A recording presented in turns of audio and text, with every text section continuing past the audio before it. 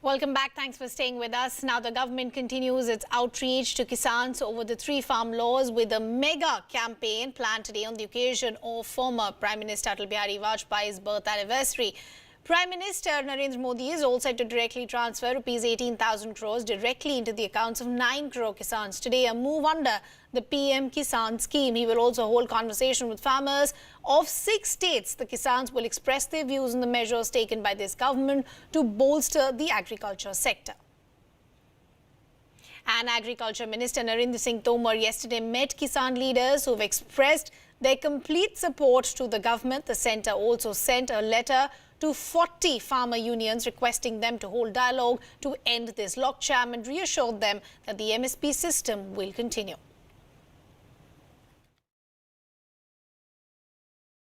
आज ये सारे किसान यहाँ सिर्फ इसलिए चलकर आए हैं क्योंकि ये कृषि सुधार बिलों का समर्थन करना चाहते हैं।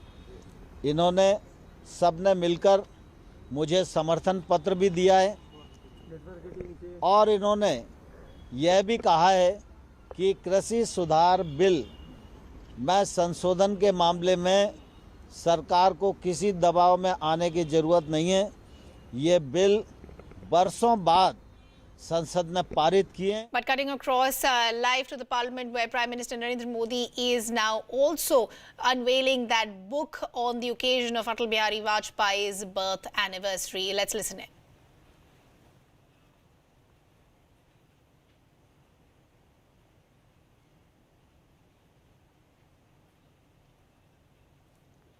भी हमको निश्चय होता है कि घर का रखने वाला कोई था या है और वो ज्ञानवान विचारवान पुरुष है। अब हम अपने शरीर की ओर देखें। हमारे शरीर में भोजन करने के लिए मुंह बना है, भोजन चाटने के लिए दांत, भोजन को पेट में पहुंचाने के लिए गले में नाली बनी है, उसी के पास पवन के मार्ग के लिए एक दूसरी नाली बनी है। भोजन को रखने के लिए उधर में स्थान बना है। भोजन पचकर उधर का रूप धारण करता है और वो हृदय में जाकर इकट्ठा होता है और वहाँ से सिर से पैर तक सब नसों में पहुंचकर मनुष्य के संपूर्ण अंग को शक्ति, सुख और शोभा पहुंचाता है।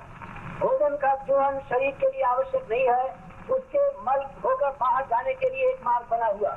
दूध, पानी या अन्य रस का सेवन शरीर को पोषने के लिए आवश्यक नहीं है, उसके निकलने के लिए दूसरी नली बनी हुई है। देखने के लिए हमारी 2 आंखें, सुनने के लिए 2 कान, सूंघने को नासिका के 2 रंग और चलने फिरने के लिए हाथ पैर बने। संतान की उत्पत्ति करने के लिए जन्म इंद्रियां। क्या यह परम आश्चर्यमय रचना केवल जल पदार्थों के संयोग से हुई है या इसके जन्म देने और वृद्धि में हमारे घर के रचयिता के समान किसी किंतु उससे अनंत गुण और अधिक विज्ञानवान, विवेकवान, शक्तिमान आत्मा का प्रभाव है।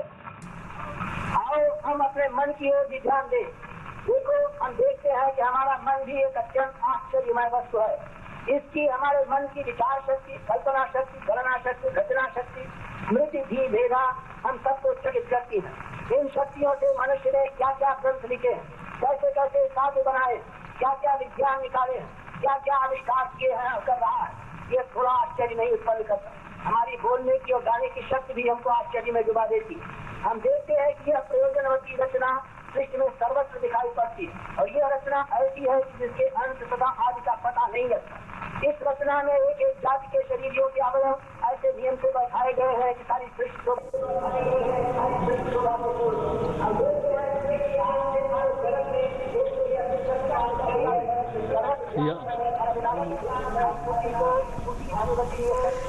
As those are live visuals, we are getting you there from the Lok Sabha, a ceremony to pay tribute to Pandit Madan Mohan Malviya, whose birth anniversary it is today. As you can see, Prime Minister Narendra Modi there leading other members of Parliament in paying floral tributes. Today is also the birth anniversary of former Prime Minister Atal Bihari Vajpayee.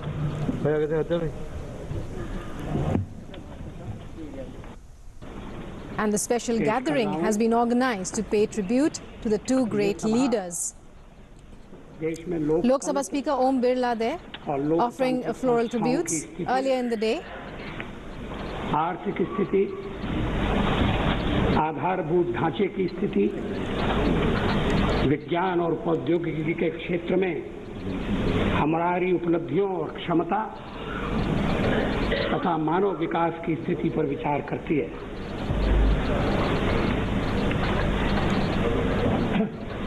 अध्यक्ष महोदय,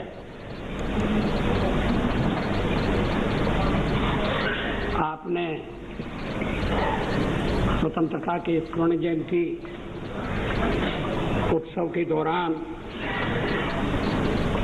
इस विशेष अधिवेशन का आयोजन किया, इसके लिए हम आपके आभारी हैं।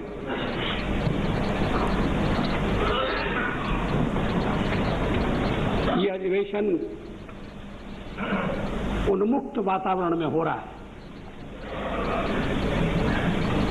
न प्रश्नकाल है, न शून्यकाल है। प्रश्नकाल न होने से मंत्री स्वतंत्र हैं, सदन में रहना उनके लिए आवश्यक नहीं है। शून्यकाल शून्य में विलीन होने के कारण हमारे मीडिया के मित्र ये भरोसा कर सकते हैं कि आज कोई हाथापाई की नौबत आने वाली नहीं है।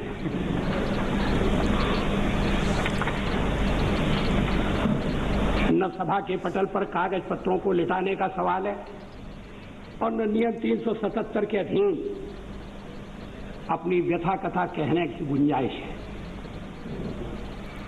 And we continue to play those visuals coming in from the Parliament House, where you can see Prime Minister Narendra Modi paying floral tributes to Atal Bihari Vajpayee.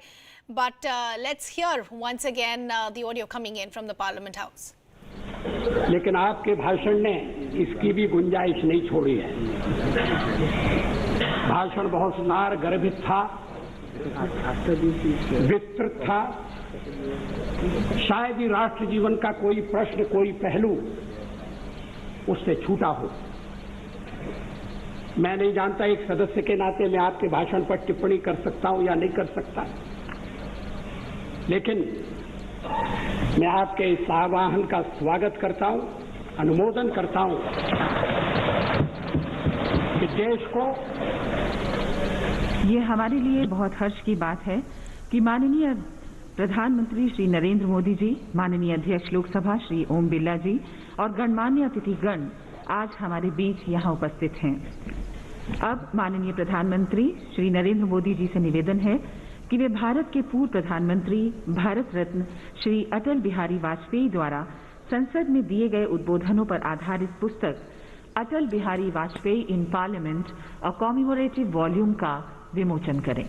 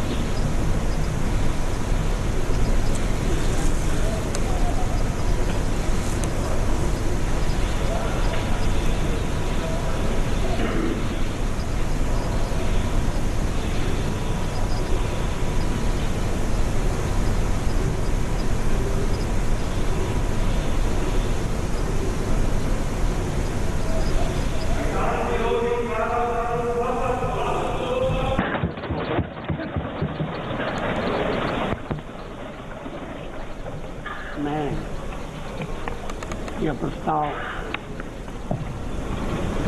पेश कर रहा हूं